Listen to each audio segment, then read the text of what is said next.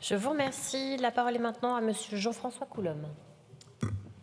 Merci Madame la Présidente. Monsieur le garde des Sceaux, au 28 juin 2023, l'Observatoire international des prisons rapporte que 47 prisons françaises sur 187 ont été condamnées pour conditions de détention indignes. Parmi les conditions de détention indignes, on retrouve l'insalubrité qui entraîne de nombreux problèmes de santé pour les détenus et les prévenus. Une de ces conséquences est la présence massive de rats et d'insectes dans les prisons françaises. La prison de Fresnes s'illustre en la matière où plusieurs cas de leptospirose de forme grave ont été diagnostiqués, nécessitant une hospitalisation urgente en service de soins spécialisés. Cette maladie est transmise par l'urine des rats, par contact direct cutané ou muqueux ou par contamination des eaux. Saisi en 2016 par l'OIP suite à la contraction de la leptospirose par 2 détenus, le juge des référés du tribunal administratif de Melun a imposé à l'administration de Fresnes la mise en œuvre de plusieurs mesures destinées à lutter contre la présence massive de rats et d'insectes au sein de la prison. Face à cela, le ministre de la Justice de l'époque avait annoncé un plan d'action de lutte contre ces rongeurs. Or, en 2017, l'OIP saisit de nouveau la justice et assigne l'État face à l'absence de mesures prises et à la prolifération continue de ces rats. Le tribunal administratif estime alors que le nombre de nuisibles doit être très substantiellement diminué dans un délai de 3 mois. Pourtant, 4 ans plus tard, en décembre 2021, le Conseil d'État condamne de nouveau l'État français pour les manquements notoires liés à l'hygiène dans les prisons de Fresnes. Après un an d'alerte sur la présence de rats dans les cellules, sans prise en charge par le personnel de la prison, un détenu a contracté la leptospirose avec une atteinte hépatique. Reins et foie atteints, il va passer plus d'1 mois à l'hôpital avec un traitement lourd.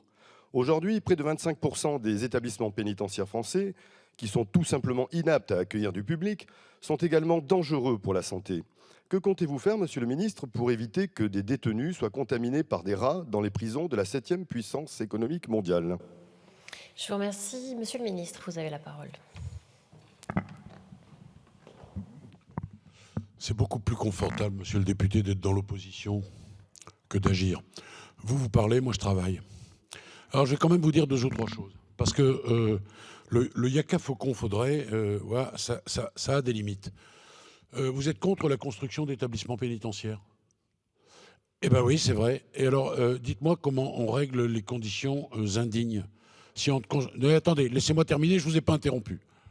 Comment on règle les conditions indignes si on ne construit pas des établissements pénitentiaires dignes? Ça, c'est la première chose. En termes de rénovation, nous avons doublé le budget pour rénover des établissements pénitentiaires. Vous parlez de ceux qui n'ont pas encore été rénovés, oui, mais parlons aussi de ceux qui l'ont été.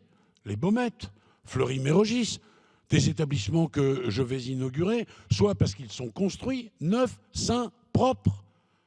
Et pensons au personnel pénitentiaire et bien sûr aux détenus. Pensons également à la loi qui a été votée. Madame la députée Caroline Abadie était rapporteure. On a vu ce que vous en avez dit, comment vous l'avez critiqué. Et puis, voyez, je vais vous dire, vous n'avez voté aucun budget justice, aucun. Et pourtant, c'est quand même avec de l'argent qu'on rénove. C'est avec de l'argent, monsieur, que l'on va rénover la maison d'arrêt de Fresnes. Et je voudrais vous dire que de grands travaux vont être engagés. Donc, il n'y a qu'à, qu'on faudrait... Moi, vous voyez, contrairement à vous, monsieur le député, je n'ai pas de baguette magique. Cette situation me préoccupe. Pour reprendre une expression parfaitement connue, personne n'a le monopole du cœur. J'ai été avocat pendant 36 ans. Je connais les conditions de détention indignes.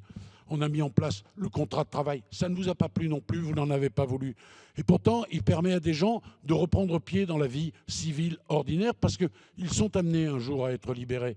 Nous avons un nombre considérable aujourd'hui de gens qui travaillent en prison. On a tout fait pour faire venir les patrons dans les établissements pénitentiaires. Voilà, on a fait beaucoup de choses. Vous, non, mais la critique est toujours au rendez-vous chez vous. Et c'est comme ça que ça marche, au fond. Je vous remercie, vous vous nourrissez de cela. Et franchement, c'est dommage sur des sujets aussi importants. Je vous remercie, monsieur Jean-François Coulombe.